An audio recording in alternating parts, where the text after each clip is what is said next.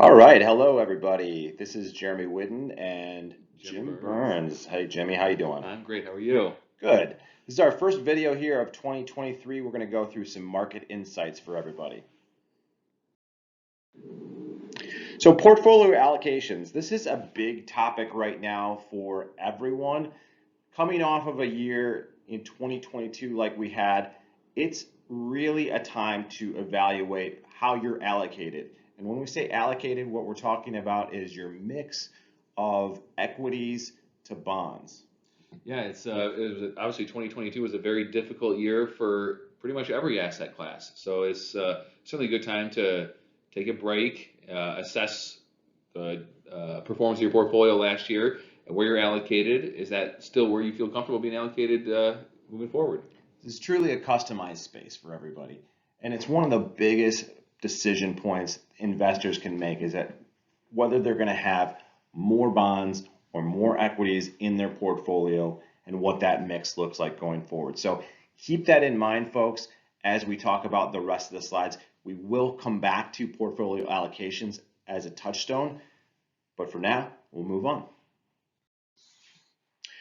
Portfolio tilts. This is a way that you can look at the current environment, right, Jimmy, and see what's going on and look at ways to improve performance with just slight dialing in of different aspects that are going on with the marketplace, right? Yes, that's well said. I think there's, if you watch the financial news, you can get caught up in the headlines on a day-to-day basis.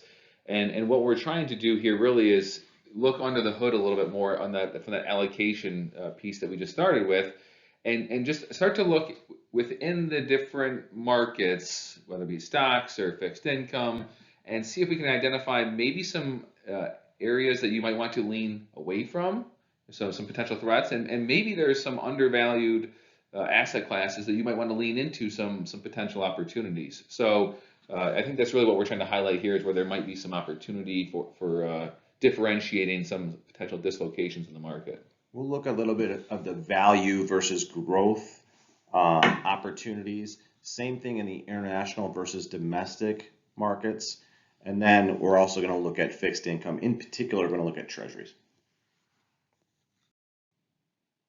All right, busy slide here, right? This is very, very important though, because this looks at going all the way back to 2008, what asset classes are performing the best and maybe those that aren't performing very well at all.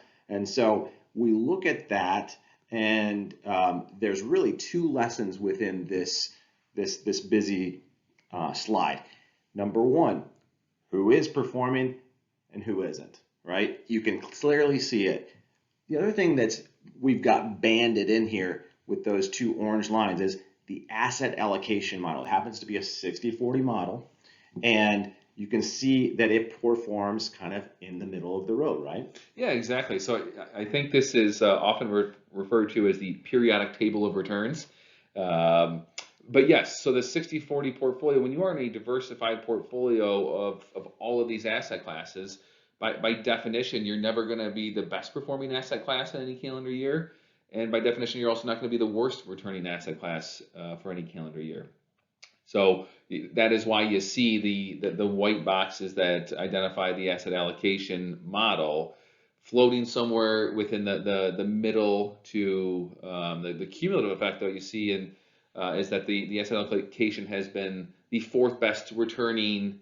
It's not an asset class, but it's the model has had the fourth best performance in the time frame that we're looking at, which is again 2008 through 2022. So a lot of different market scenarios that we're analyzing this time frame. Well said. The other thing that I just wanted to point out here is you're going to see that some different colorations up there. Look at the green one, the large cap. That's one of import. Over the last 10 years or so, it's performed really well, driven by the omnibus of growth companies, tech companies. Now the question going forward, and this fits into the rest of the discussion, is that going to persist or is something else going to take over? Yeah, well, real quick, I'd say some of the stocks that have driven the majority of that large cap outperformance, that their names have changed slightly, but we had originally known them as the FANG stocks, the Facebook, Apple, the Amazons, Netflix, and Google. Now we've got a couple different names in there with Meta and Alphabet, but those, to your point, those growth stocks have really driven the overall large cap asset allocation performance, for this whole time period that we're looking at here. So that goes right into the valuation slide here that we have next. And this is looking at the S&P 500. Again, for those not familiar, right off the top, it's the top 500 domestic U.S. Born and bred companies in the United States inside of this benchmark, this very, very important benchmark. And we're seeing a line straight down the middle that we want you to pay a little bit of attention to, which is the 25-year average. And that's roughly at 16.82 price to earnings ratio, right? Explain to us what's going on here, Jimmy. Yeah, so that's well said. So what you see is that the 25-year average is the dotted line through the middle there, and that is the average over the last 25 years of the forward-looking price to earnings ratio. So what is the price of the stock market relative to the earnings of the market?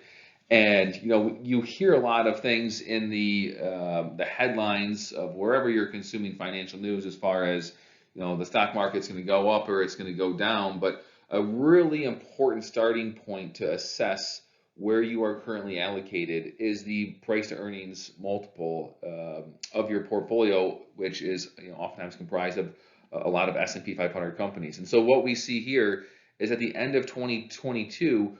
We basically ended up almost right in line, almost spot on with the 25-year average of the price to the earnings of the S&P 500. Now, we've had some massive gyrations in the past few years here, as you can see. Going back into pre-COVID, we jumped well above the 25-year average and an entire above a full standard deviation from there. So. And then you see the unfortunate decline that we've experienced in the 2022 market has brought that multiple down below its 25-year average. And again, now we've sort of finished 22 almost right in line with the 25-year average. So to be a value investor is one of opportunity, right? You look for companies, or in this particular case, a benchmark that is driving below its average. As an opportunity, you can go into, I'm just making sort of an analogy to this.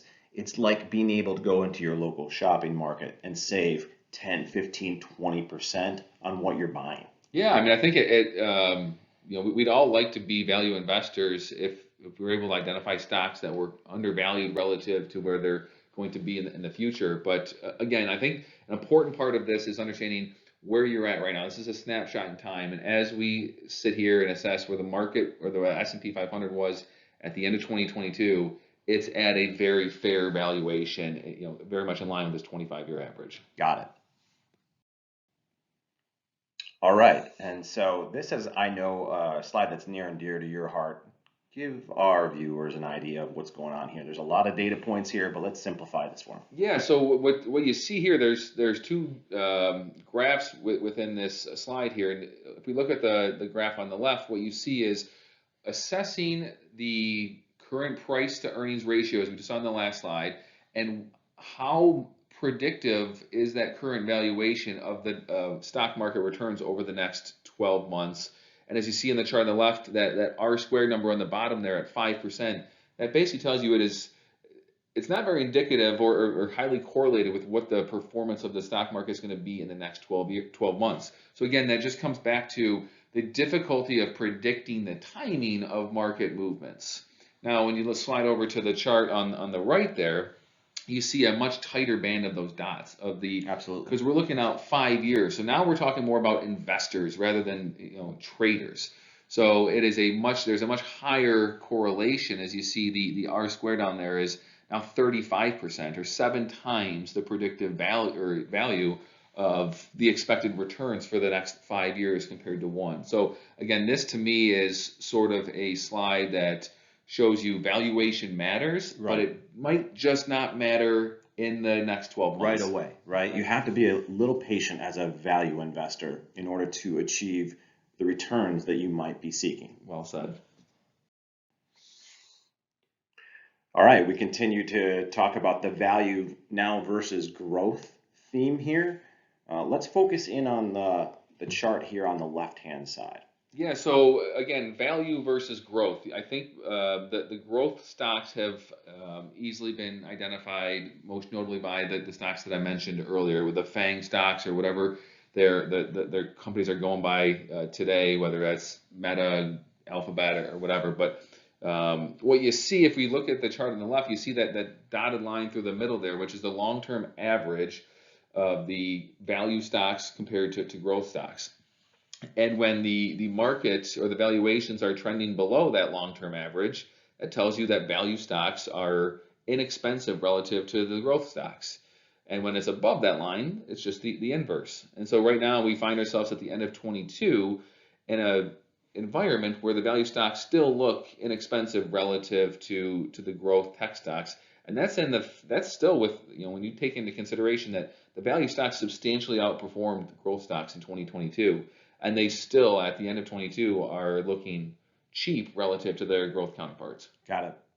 So the dividend yield is also an important factor. The long-term average on the value versus growth is much more significant, right? You're seeing here in the box highlighted on that screen there is a 2.59% dividend for the value versus one and a half roughly, or one and a third roughly for the growth.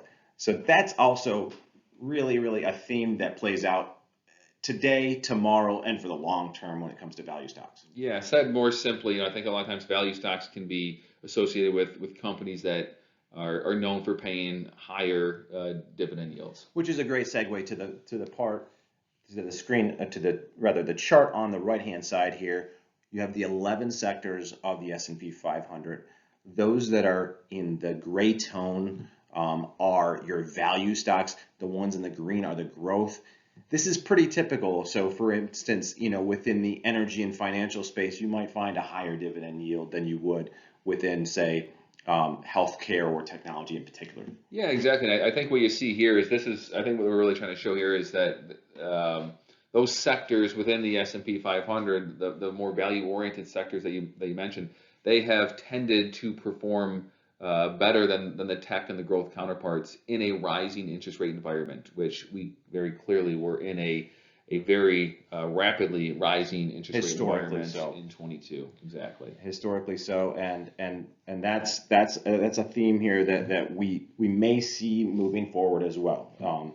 So with that, we're going to move on to a different story here. We're switching gears a little bit. We're going to be talking about the U.S. dollar and its level of changes. We're also going to look at that in the context of the 200-day and the 50-day moving average. So one of the things I like about this chart compared to some of the other charts that we like to look at here at On Track is that this removes any emotion from this chart. Has no emotion to it. There are no fundamental stories behind it. This is purely just tracking the price of the valuation of the US dollar relative to where it's been over the last 50 and 200 trading days. And what this slide here, where you've got this nice green box highlighting, is the purple line represents the US dollar's percentage change. The orange line represents the 200-day moving average, and the blue line is the 50-day moving average. And so what you'll see is it's on November 21st where the purple line crosses through and below the orange 200-day moving average, and it has stayed below its moving average through the end of last week. So through January 13th, we're still well below it, and as we sit here today, we're still well below the 200-day moving average. All that's to say is it's an important indicator where the dollar is weakening relative to a basket of other currencies. And we have been in a long period of the US dollar being very strong relative to other currencies. And so I think it's important to understand the potential implications of a weakening US dollar. There's so many macro inputs to all that. What's not important is necessarily all those macro inputs. What is important is the technicals here. It's dropping below the 50 and the 200-day moving average, and that has implications. So we're going to talk about some of those implications. Now we're talking about two sets, sort of like really 5 different data points, but really it kind of correlates to 2 different data points, doesn't it? So in the upper hand, you get the International markets being represented by the MSCI EAF and the MSCI emerging markets. These are the international markets on the top two, right? And then on the lower two, you've got the domestic markets, a little bit more well known, the S&P 500, Dow Jones, and the NASDAQ. Yeah, exactly. So what we've done here is we've highlighted, if you look at the bottom left of this graph, this is starting on November 21st, which is we highlighted in the last slide, is the date that the dollar crossed below its 200-day moving average. So a weakening US dollar is, in theory, a tailwind for international stocks. And you can clearly see, as you've highlighted, the orange and the purple bars there, those are indicative of the emerging market and developed market international stocks, and they have significantly outperformed the U.S. counterparts in that time frame from November 21st through January 13th. So it was just an interesting point that we look at from a big picture perspective when we start to drill down. When we saw the dollar cross below its moving average, it's an indicator for us to keep a closer eye on the potential divergence of performance from international to U.S. stocks. One of the things I like to point out here is that, we sometimes try to think of the stock market as a monolith, and it is not. It has different moving parts and pieces to it. So the domestic markets sometimes are going to look fantastic, sometimes not so fantastic. But guess what? There's a lack of correlation between those markets and the international markets. That lack of correlation is actually a nice hedge for investors. Absolutely. Again, coming back to the beginning when you talked about asset allocations and you think about the stock to bond breakdown of your portfolio, that is such a high level point, because when you say stocks, there's a lot of drilling down that needs to be done within the different types of stocks that exist. And that's, we know that that's an important part of portfolio construction. And this is just a quick snapshot of a brief moment in time where we've identified a dislocation in the market. The market goes through different cycles. This is very apparent when you look at a variety of different data points out there. This particular one is talking about the performance of the domestic US markets versus those of the international ones. And what you see over this course of time is that there are different spaces, different time periods in which one of these markets is far superior to the next. Of course, in terms of recency bias, we're coming off this 15-year bull run for the domestic markets, aren't we?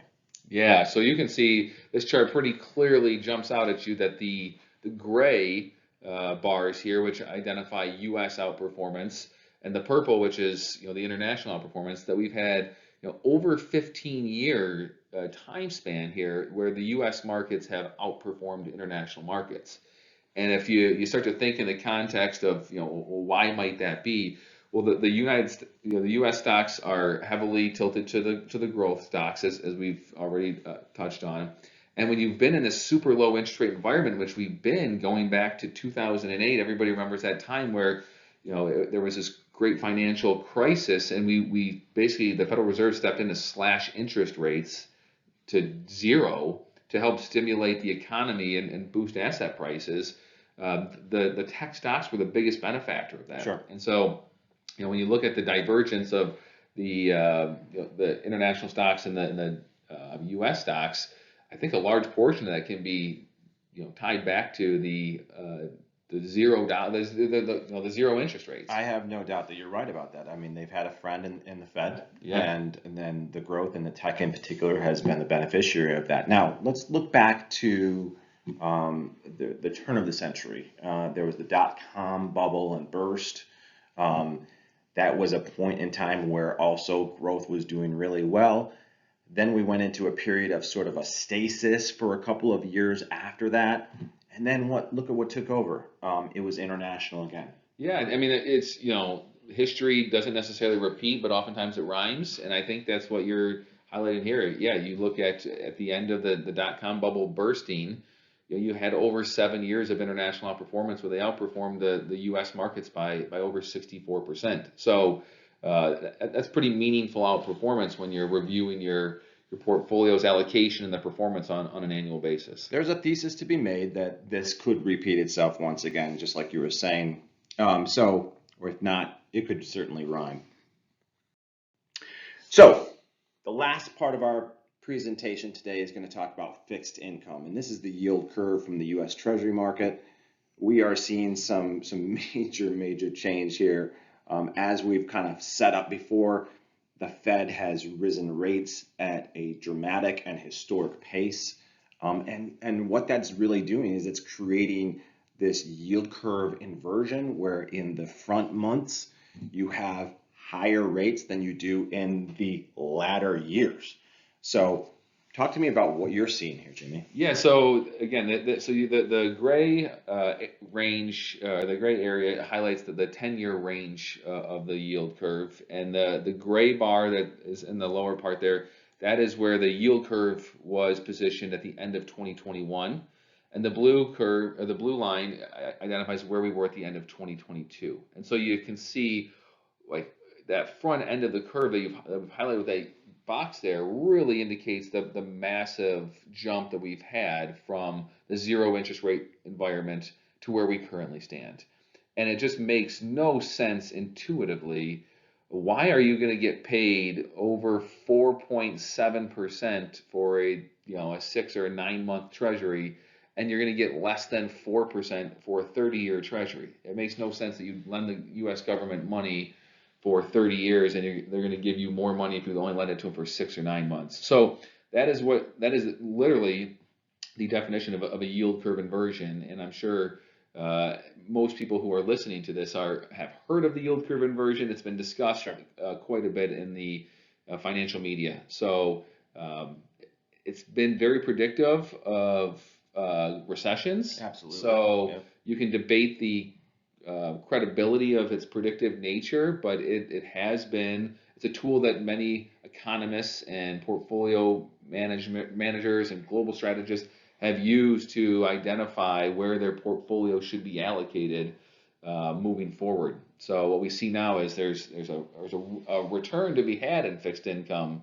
whereas there really wasn't a whole lot of yield to be had at the end of 21. Certainly, the economists have that take that it could be an indicator of a recession. That's fine and well. Not debating that as a financial planner or wealth manager. However, you look at this and you say opportunity. Yeah, absolutely. So, recessions are relatively normal. They are healthy oftentimes, but yeah, I think in the time that I have been working as a financial advisor, we've never seen an environment like this where fixed income really has a place in the portfolio, because there really just was so little value to be had from it. The bonds and fixed income were so expensive relative to stocks, because as we know, bond prices have an inverse relationship to interest rates. So we've seen bonds really bottomed out, and there really was nowhere for them to go but down from a price perspective. It really was a matter of when were interest rates going to rise, and we saw that in a big way in 22. Last point I'll make on it is I think there's short-term opportunities, clearly less than a year in duration. You're seeing a lot of good yield to be had here. But moreover, this probably represents that sea change in we're in a higher interest rate environment. You're going to have yield that you can grab. Treasuries are considered a risk-free yield. There's going to be similar yields to be had in the corporate and the municipal markets. So again, going back to that asset allocation piece, Right. the fixed income bond portion of that now becomes a little bit more valuable to the average investor, certainly a little bit stronger ballast. And there may be an argument that you're shifting a little bit more of your assets that direction. No question. So that does it for us. Let's sum it up real quick here. Clearly, this is not the not the statement of the year, but 2022 was rough. Yeah, there was, again, so we've identified stock prices were down basically across the board. That is U.S. stocks, international stocks were all down. And the bonds took a beating as well because we had that rapid interest rate increase. And so that being said, those tough times often provide the opportunities to generate the longer term returns that the long-term investors are hoping for. So that's the rear view mirror. Then the windshield view is 2023. right? So we made, I think, a distinctive uh, case that value might be a forerunner over that of growth in 2023. Along with that, due in great part to the weakening of the dollar, international is showing signs of life, and we feel like that's a tilt that should be made in a lot of portfolios. Lastly, fixed income, right? We said it before, we'll say it again. It is becoming interesting. Yeah, again, so when you're thinking back to the portfolio and the asset allocation, which we see here is, as we got noted, is the most important decision that any investor is going to make. The academic studies have proven that the majority of returns are determined by the asset allocation, not so much by the stock selection.